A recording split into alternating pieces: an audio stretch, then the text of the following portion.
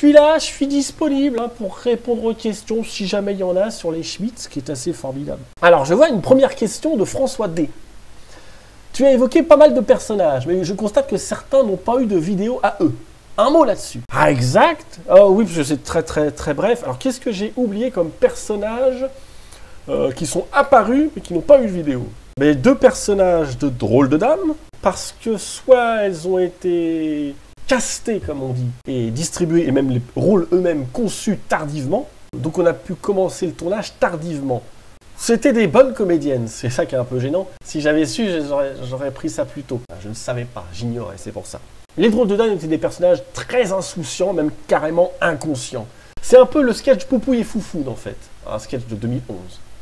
Des infréquentables. Anakin Skywalker me demande, une saison 2 a-t-elle été écrite? À part les épisodes de 1 à 5, il y a des morceaux qui ont été écrits, des extraits, des blagues, des contextes, des décors qui ont été écrits. Pour la saison 2, en fait, elle n'a pas été écrite, plus que ça. Parce que plus le temps passait, plus je voulais coller à l'actualité et improviser avec à la fois d'autres auteurs et les acteurs. Donc ça n'a pas été écrit, la saison 2. C'est... au vu de ce qu'a été la saison 1, c'était pas ma priorité en sortant du tournage. Ça m'apparaît pas difficile à écrire cependant. J'ai déjà écrit des choses plus difficiles que ça. Tu as parlé brièvement de ta caméra. Quelle caméra est-ce? Aujourd'hui, beaucoup de youtubeurs utilisent des appareils photo de très bonne qualité. Est-ce que c'est pas mieux? C'est une question de rapport qualité-prix. Non, c'est une question de rapport, je dirais plutôt, investissement et l'usage qu'on en fait. Pour beaucoup d'œuvres, un appareil photo à notre époque est très suffisant. D'ailleurs, selon ce qu'on veut en faire, beaucoup de caméras professionnelles, notamment les caméras professionnelles de ceux qui font de la télévision ou de ceux qui font YouTube, ceux qui font de l'intérieur en fait, des caméras d'intérieur, ressemblent à s'y méprendre à des appareils photo. Alors ma caméra est une caméra semi-professionnelle. C'est pas une caméra techniquement, c'est un caméscope quand même. C'est un caméscope de niveau professionnel. La qualité que j'ai dans mon caméscope semi-professionnel est une qualité qui ne se retrouve pas à ce point-là dans les appareils photo, notamment si je voulais en faire un usage extérieur. Maintenant, ce n'est pas la priorité et c'est ce que je vais faire d'ailleurs si jamais je fais un prochain achat pour l'ordinateur, notamment pour ce que je suis en train de faire là. Si je fais davantage, ça serait un micro. Et j'ai 2 micros maintenant. Je n'avais qu'un seul à l'époque des Schmitz, mais j'ai 2 micros qui sont connectés à mon caméscope et c'est très difficile d'améliorer ces qualités-là. C'est un mélange. Le caméscope que j'ai avec la qualité de zoom que j'ai, la qualité d'image. Quand on filme, il y a un nombre d'images par seconde. Chacune de ces images par seconde avec mon caméscope sera de haute qualité. Il n'y aura pas un pixel qui partira, il n'y aura pas un truc comme ça. Contrairement au téléphone.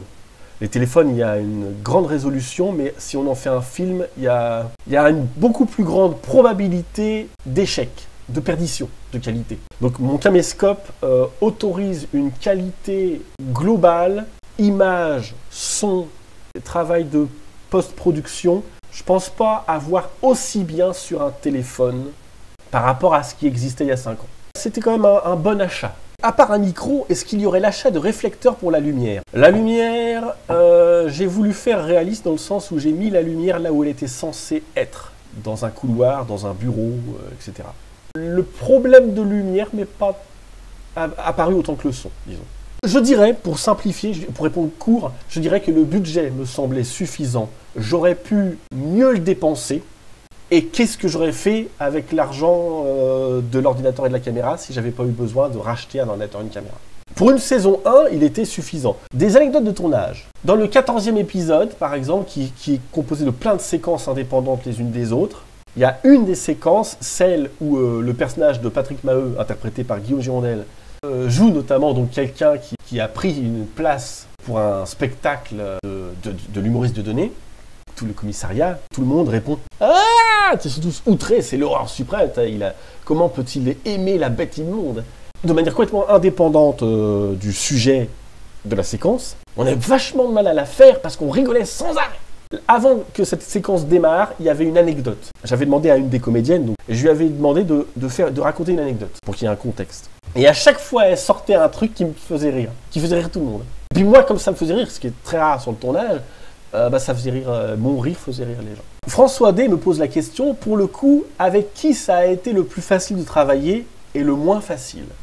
Je veux porter préjudice à personne. Plus les gens se déclaraient chevronnés, plus les gens se déclaraient volontaires ou compétents avant la distribution, moins bons ils étaient. Plus j'ai été déçu du résultat, en fait. Du rapport prétention, la prétention c'est pas une mauvaise chose, mais le rapport prétention à travail effectif aussi. Parce que c'est pas parce que les gens ont plus l'habitude de travailler sur scène, par exemple, qu'ils travaillaient plus sur scène, ou mieux sur scène. Il n'y a pas vraiment des gens à qui ça a été difficile, je dirais, de travailler parce que j'ai beaucoup laissé faire. Ça m'a gêné de devoir reprendre ou me contenter de certains résultats certaines fois. Donc il y a des gens que j'ai repris un peu plus souvent, des gens que j'ai quasiment jamais repris. Difficile de travailler, je dirais c'est pas tellement le problème.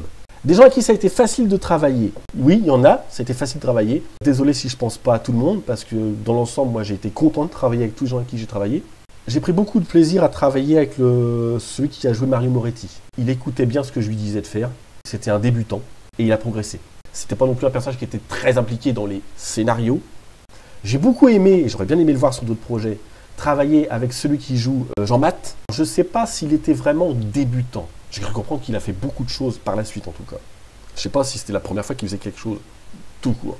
Il a suivi mes consignes, il a bien compris le personnage et il avait la volonté de faire de son mieux. Donc ça aide. La personne qui joue Roxane la Cassandre est la seule personne, je crois, qui est venue en dehors des jours de tournage pour demander des éléments supplémentaires, de façon de dire la réplique. Ça a été un grand plaisir de travailler avec elle. J'ai eu une grande facilité à tourner avec Quentin, mon petit frère, à la technique, parce qu'il avait bien compris le point de vue et il a pris même des initiatives sur la qualité technique. Donc ça, j'apprécie. Et les autres, je dirais que c'est soit ça a coulé tout seul, ni plus ni moins par conséquent, soit j'ai pas assez travaillé avec eux. Quid des décors? Compliqué de mettre en place soi-même les décors, combien y en a-t-il? Alors combien il y a de décors? Il y en a 3. Il y a le bureau de Bobby, qui avait une caméra en plongée spécifiquement sur le bureau avec Bobby en arrière et en gros plan la personne qu'il recevait dans son bureau. Ce qu'on voit au premier épisode, c'est le décor qui est à la fois effectivement qui sert de vestibule à ce moment-là, mais qui après est meublé. C'est parce qu'il n'y a pas de meuble au début, mais il est meublé pour faire le bureau. Celui dans lequel on voit des bureaux, un bureau à gauche, un bureau à droite, au final. C'est un seul et même décor en fait, mais qui a évolué. Et le troisième décor, c'est celui qui est censé être un couloir qui amène à la cafétéria. C'est là où il y a sur la droite des ustensiles de cuisine, des plateaux repas, des couverts en plastique. Ça, c'est un défaut scénaristique. Et donc c'est mon erreur. J'aurais dû travailler assez bien le scénario pour faire un seul décor. Plusieurs décors, c'est une erreur scénaristique. J'aurais dû faire en sorte qu'ils se retrouvent toujours au même endroit. Ou alors radicalement changer de décor, filmer en extérieur, filmer autre chose. Je sais comment je ferai au jour d'aujourd'hui parce que j'ai des nouveaux moyens techniques pour faire autrement. Est-ce qu'ils sont compliqués à mettre en place moi-même? J'ai souvent été aidé, entre autres par Quentin. Et je pense, je m'en souviens pas, mais je pense qu'il y a une fois ou deux où il a dû repérer, non, ça c'est pas à cet endroit-là, ça c'est un autre bureau. Ah, on a oublié tel accessoire pour ce bureau-là. Je dirais pas qu'ils étaient très compliqués à mettre en place. Ils ont été mal conçus à la base parce que j'ai conçu 3 décors différents. Si j'avais conçu un seul décor, il aurait été beaucoup plus clair, beaucoup plus précis. Il n'y aurait pas eu besoin de deviner, en sachant que j'aurais quand même gardé l'idée qu'il soit meublé peu à peu.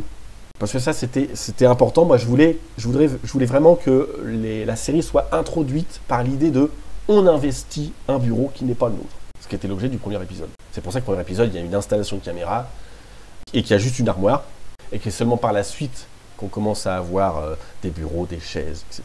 Est-ce qu'ils sont compliqués à mettre en place? Non. Mais le fait d'avoir besoin d'en mettre en place différents était une complication inutile. Serait-il possible de voir un jour les Schmitt avec un autre casting décor, une version 2.0 en somme? J'y ai pensé, je pense à tout. Plusieurs possibilités. J'avais pensé à un décor entièrement virtuel. Parce que j'avais pensé à le faire avec de la capture de mouvement.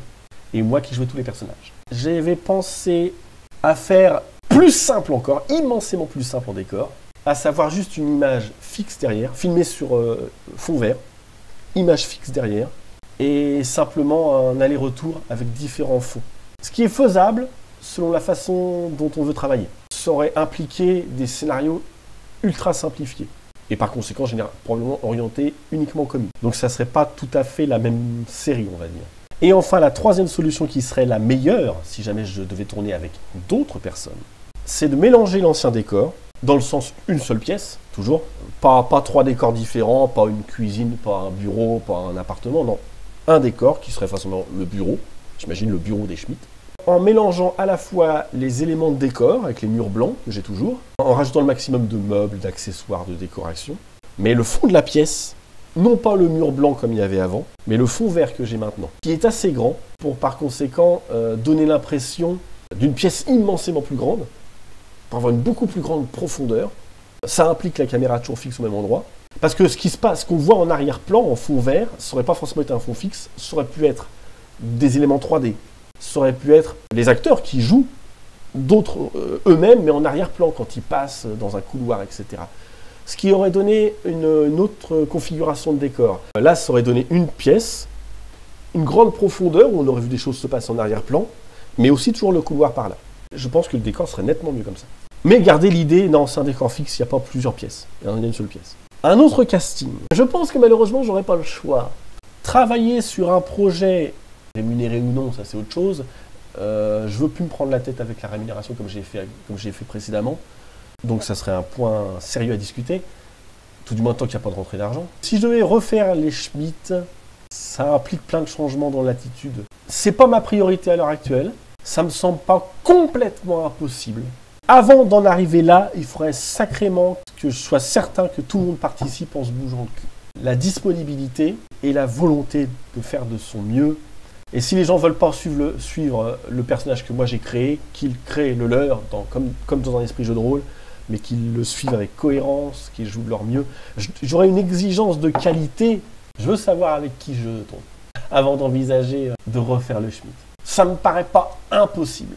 Je vois mal le refaire avec le même casting.